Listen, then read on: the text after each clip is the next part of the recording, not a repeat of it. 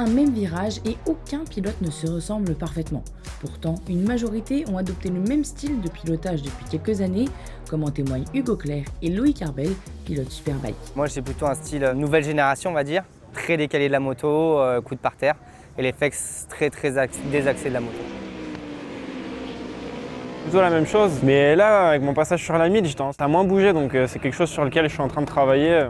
En fait on compare beaucoup à Marc Marquez, c'est un peu lui qui est arrivé avec le haut du corps très sorti, le coude par terre, alors qu'avant les pilotes comme Mick Doohan, c'est très vieux, ils étaient carrément à l'inverse de la moto et maintenant on est très désaxé à la moto.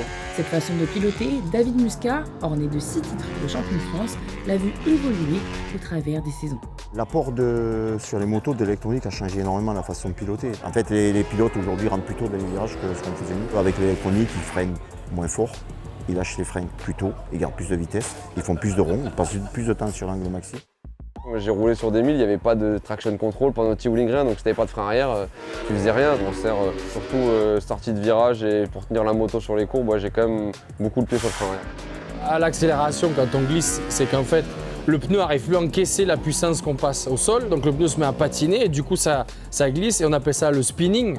Et maintenant avec les électroniques, en fait, les motos permettent un taux, on arrive à avoir une tolérance avant que le traction vienne couper et te redresser la moto. Il peut y avoir des endroits où la glisse est nécessaire, mais c'est toujours pareil, pas trop de glisse, il faut trouver le juste milieu. La glisse au frein encore, ça peut pas trop d'impact parce que ça t'aide à un peu à la placer et tout, mais c'est vrai qu'à l'accel, plus tu glisses, plus tu restes sur place. Donc une glisse qui produit, voilà, c'est quelque chose qui va, comme il disait Jérémy, qui va t'aider à terminer de tourner, qui va te placer.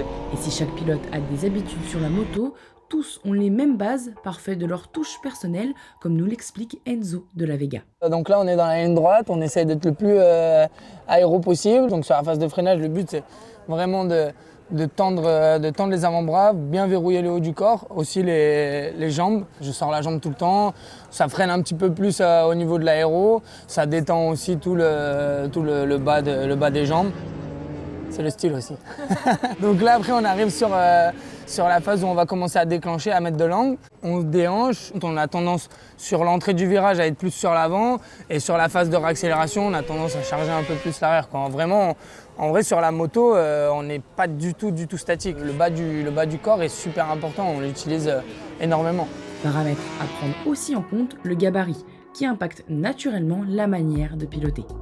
Chaque gabarit a ses caractéristiques, mais les deux fonctionnent. Souvent, quand on est grand, on est un peu plus lourd, donc sous la pluie, on va arriver à faire chauffer un pneu. Dans les chicanes, on va avoir un peu plus de poids pour changer d'angle, déplacer le poids d'un côté à l'autre. Et dans les lignes droites, forcément, on prend plus d'air, on est plus lourd, donc tout ce qui est aéro et poids-puissance, c'est forcément un peu moins avantageux. Je déhanche plus du coup, je sors plus de la moto. Alors après ça fait aussi partie de mon style, je pourrais un petit peu moins déhancher, mais forcément la jambe elle est plus courte, donc il faut sortir un peu plus le corps. Alors à chacun son style, selon sa carrure, ses besoins et ses attentes, qui, soyez-en sûrs, évoluera encore au gré des années.